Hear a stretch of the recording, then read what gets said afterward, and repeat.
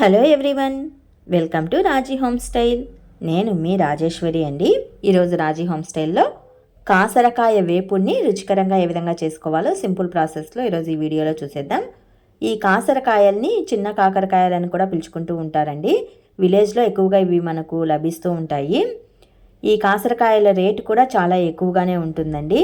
పావు kilo 50 rupees వరకు ఉంటుంది. దాదాపు కిలో వచ్చేసి 180-200 వరకు కూడా పలుకుతుందండి. అంత కాస్ట్లీ అనమాట ఇవి. నేనైతే ఇక్కడ పావు కిలోమైన కాసరకాయలు తీసుకున్నాను. ఇవి బీపీ షుగర్ పేషెంట్స్కి చాలా మంచిదండి. క్యాన్సర్ పేషెంట్స్కి కూడా చాలా మంచిదన్నమాట.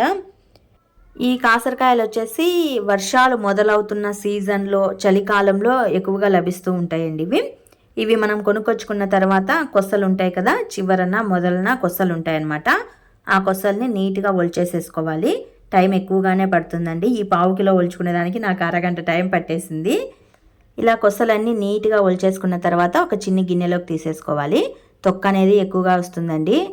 దీంట్లో కొస్సలే ఎక్కువ బాగా మనకు తూగుతాయి అన్నమాట. చూడండి, నాకైతే ఇంత చెత్త వచ్చేసేసింది కొస్సలు ఒలుచుకోగా. ఇలా ఒలుచుకున్న వీటిలో కొద్దిగా వాటర్ని వేసేసుకొని చక్కగా శుభ్రంగా నీట్గా కడిగేసుకోవాలి. ఇప్పుడు స్టవ్ పైన ఒక వెడల్పాటి పాన్ పెట్టేసి అందులో 2-3 టేబుల్ స్పూన్ల వరకు ఆయిల్ని వేసేసుకోవాలి. ఆయిల్ హీట్ అయిన తర్వాత 1 టేబుల్ స్పూన్ వరకు తిరువాత గింజలు వేసేసుకోవాలి. ఇందులో కట్ చేసిన ఉల్లి ముక్కల్ని, కరివేపాకు ఆకుల్ని, 4 పచ్చిమిర్చి చీలికల్ని వేసేసుకొని ఈ పోపునంతా దోరగా వేగనివ్వాలి. పోపు అనేది చక్కగా వేగిన తర్వాత ఇందులో శుభ్రంగా కడిగేసి పెట్టి ఉంచుకున్న కాసరకాయలను వేసుకోవాలి. ఇవన్నీ వేసిన తర్వాత స్టవ్ని మీడియం ఫ్లేమ్లోకి టర్న్ చేసేసుకోండి. ఎందుకంటే ఆయిల్లోనే ఇవి వేగాలి, అప్పుడే ఫ్రై వేపుడు అనేది టేస్ట్ బాగుంటుంది. సో స్టవ్ని మీడియం ఫ్లేమ్లోకి టర్న్ చేసేసుకొని కొద్దిగా ఉప్పు, కొద్దిగా పసుపు వేసేసుకోవాలి. మూత పెట్టేసి మధ్య మధ్యలో కలియదిప్పుకుంటూ వీటిని వేయించుకోవాలండి. అడుగంటనివ్వకుండా, మాడిపోనివ్వకుండా వేయించుకోవాలి. ఇవి వేగేలోగా ఒక చిన్న మిక్సీ జార్ తీసుకొని అందులో 5-6 ఎండుమిర్చిని, కొద్దిగా సాల్ట్ని వేసుకోవాలి. ఇందులోనే తెల్లపప్పుల్ని, కొద్దిగా కొబ్బరి ముక్కల్ని కూడా వేసేసుకొని ఫైన్ పౌడర్ లాగా మిక్సీ పట్టేసుకోవాలి.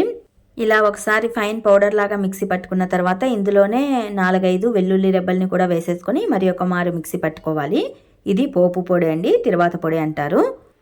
కాసరకాయలు చూడండి చక్కగా వేగుతూ ఉన్నాయి. ఇంకా వేగలేదు, ఇవి లైట్గా పచ్చిగానే ఉన్నాయి. మనకు అప్పుడే తెలిసిపోతుంది, చూడంగానే చేత్తో ముట్టుకోగానే కూడా తెలిసిపోతుందండి.